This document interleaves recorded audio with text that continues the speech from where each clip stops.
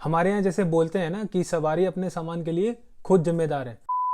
Recently मैंने अपने 5 साल कंप्लीट कर लिए सॉफ्टवेयर इंडस्ट्री में। So I thought of sharing something with you. जो मिस्टेक्स दूसरे कर रहे हैं अपने करियर में, वो मिस्टेक्स आप ना करो और मेरे इस एक्सपीरियंस से आप कुछ सीख सको, जिससे कि आप बेटर सॉफ्टवेयर इंजीनियर बन सको। Number 1, never compare yourself with anyone. अपने आप को किसी से कंपेयर मत करो। कोई कितना भी कमाता हो, कहीं भी घूमता हो या कैसी भी लाइफ गुजार रहा हो, क्योंकि सबकी लाइफ अलग अलग होती है और जो चैलेंजेस फेस करते हैं सब वो डिफरेंट होते हैं। मैंने अपने इन 5 सालों में बहुत देखा है लोगों को कि अपने आप को दूसरों से कंपेयर कर रहे हैं और ये बखूबी जानते हैं कि उनकी जो लाइफ है या उनकी जो चैलेंजेस रहे हैं लाइफ में वो एकदम डिफरेंट रहे हैं, और जिससे वो कंपेयर कर रहे हैं वो एकदम डिफरेंट लाइफ जिया है। तो आप अपनी चीज को, अपनी लाइफ को कैसे कंपेयर कर सकते हो? जैसे अरे यार वो सर्विस बेस से प्रोडक्ट बेस में चला गया, या फिर उसका इतना पैकेज हो गया और मेरा बस इतना ही है, कोई यूरोप चला गया, यूएस चला गया। तो बस इतना समझ लो कि कंपैरिजन बस आपको लाइफ में टेंशन ही दे सकता है, इसके अलावा और कुछ नहीं। Second is focus on building your skills. अगर आप रिसेंटली सॉफ्टवेयर इंडस्ट्री में आए हो तो आपका फोकस होना चाहिए कि कैसे आप अपनी स्किल्स को डेवलप कर सकते हो, जो कि आपको करियर में आगे लेके जाएंगी। आपका मोटो होना चाहिए कि आप ज़्यादा से ज़्यादा पढ़ने की कोशिश करोगे और ज़्यादा से ज़्यादा प्रैक्टिकल्स उसको अप्लाई करने की कोशिश करोगे। और software is one of the places जहाँ पे आप जो भी सीखते हो उसको आप डायरेक्टली अप्लाई करके अपनी रियल लाइफ एग्जांपल्स में देख सकते हो। अगर आपको लगता है कि आपकी कोडिंग स्किल्स उतनी शार्प नहीं है तो ट्राई करो प्रैक्टिस करने का, कंसिस्टेंट रहो प्रैक्टिस में। और अगर आपको लगता है कि आपका डिज़ाइन वीक है तो ट्राई करो ज़्यादा से ज़्यादा सिस्टम्स के बारे में पढ़ो, इंजीनियरिंग ब्लॉग्स पढ़ो, यूट्यूब चैनल पर जाके वीडियोज़ देखो। जैसे एक यूट्यूब चैनल है इन्फोक्यू करके, उस पे जाके आपको बहुत सारी चीज़ें मिल जाएंगी। और अपने खाली टाइम में बैठ के सिस्टम बनाने की कोशिश करो, और जब आप उनको बना लो तो आप उनको कंपेयर करके देखो कि कैसे आपने जो चीज़ बनाई है और जो रियल लाइफ में चल रही है उसमें कितना डिफरेंस है। लोगों से फीडबैक लेने की कोशिश करो कि आप इसमें क्या इंप्रूव कर सकते थे। तो कोशिश करो कि आप अपनी स्किल्स को कंसिस्टेंटली डेवलप कर रहे हो और जिस पोजीशन पे आपको जाना है आप उस पोजीशन पे जो रिक्वायर्ड स्किल्स हैं आप उनको अपने अंदर लाने की कोशिश कर रहे हो। Number 3, discipline. अपने काम से स्लैकिंग मत करो और फोकस करो कि आप कैसे कंसिस्टेंसी बिल्ड कर सकते हो अपनी लाइफ में। शेड्यूल बनाओ और उसको फॉलो करने की कोशिश करो, और अगर पॉसिबल हो सके तो एक रीजनेबल शेड्यूल बनाओ जिसको आप एक्चुअली में फॉलो कर सको।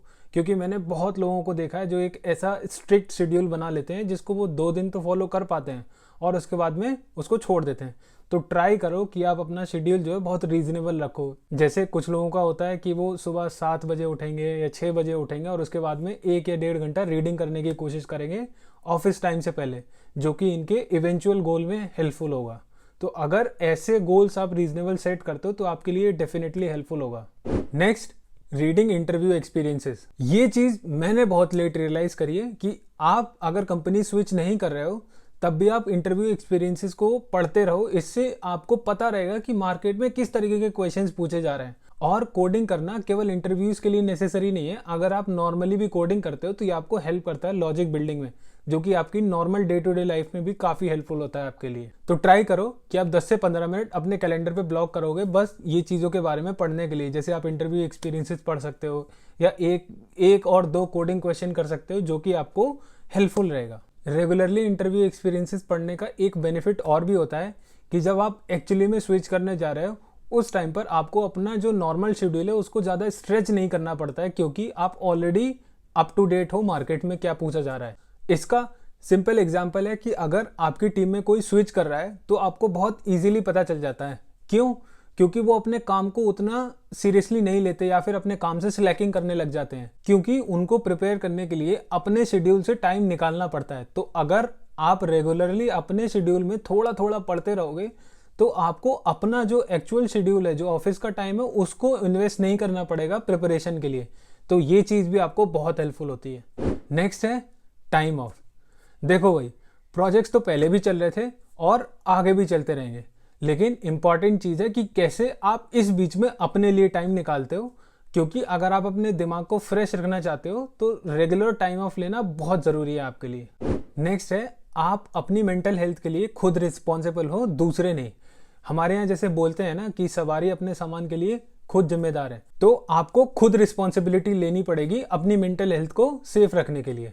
नेक्स्ट है, जितना दूर रह सकते हो ऑफिस पॉलिटिक्स से उतना दूर रहो, क्योंकि शॉर्ट टर्म में हो सकता है आपको थोड़ा बहुत फायदा हो जाए, but in the long run सारे वहीं पहुंचते हैं इवेंचुअली जहां उनको पहुंचना होता है। और आपको ये भी पता है कि आपकी टीम में कौन पॉलिटिक्स करता है, तो अगर आप उनसे थोड़ी सी डिस्टेंस मेंटेन करके रखो तो आपके लिए बेटर होगा, क्योंकि जितना डिस्टेंस इनसे मेंटेन रखोगे उतना ही आपके लिए बेनिफिट होगा और ये आपका फायदा नहीं उठा पाएंगे। तो बेटर है कि आप इनसे अपनी डिस्टेंस मेंटेन रखो। और आपको पता होता है कि आपके टीम में कौन पॉलिटिक्स करता है और कौन एक्चुअली में काम करता है, तो इस चीज़ को निगलेक्ट करने की ज़रूरत नहीं है, बस आपको पता होना चाहिए कि कौन बंदा कैसा है। और लास्ट है कि अपने काम को प्रेजेंट करने का तरीका सीख लो कि अपना काम कैसे प्रेजेंट करते हैं। ये चीज़ आपको लॉन्ग रन में बहुत काम में आएगी।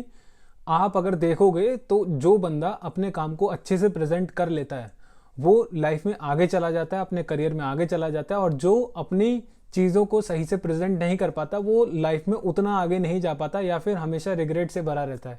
तो ट्राई करो कि आप अपने काम को प्रेजेंट करने का भी तरीका सीख लो, लोगों से सीखो कि वो अपना काम कैसे प्रेजेंट करते हैं, उनसे जानो, पूछो, फीडबैक लो, ऑब्जर्व करो कि लोग कैसे प्रेजेंट कर रहे हैं। एक एग्जाम्पल हो सकता है इस चीज़ का कि डॉक्यूमेंट करो आप जो भी कर रहे हो हर दिन। डॉक्यूमेंटेशन बहुत हेल्प करेगी। और ट्राई करो कि आप अपना जो भी टाइम इन्वेस्ट कर रहे हो उसमें ट्रांसपेरेंसी रखो कि आपकी टीम को एग्जैक्टली पता होना चाहिए कि आप क्या कर रहे हो, और आप इम्पैक्ट के हिसाब से काम करो, प्रायोरिटाइज करो इम्पैक्ट को। इससे आपको एक जगह हेल्प मिलेगी कि आप बता सकते हो कि आपने इतना इम्पैक्ट डिलीवर किया है, बट ये ज़रूरी नहीं है। आपको स्किल्स आनी चाहिए कि कैसे आप अपना काम को प्रेजेंट कर सकते हो। तो आज की वीडियो के लिए बस इतना ही। अगर ये वीडियो आपको पसंद आया तो लाइक कीजिए और हमारे इस चैनल को सब्सक्राइब कर लीजिए। तो चलिए फिर मिलते हैं नेक्स्ट वीडियो में, तब तक के लिए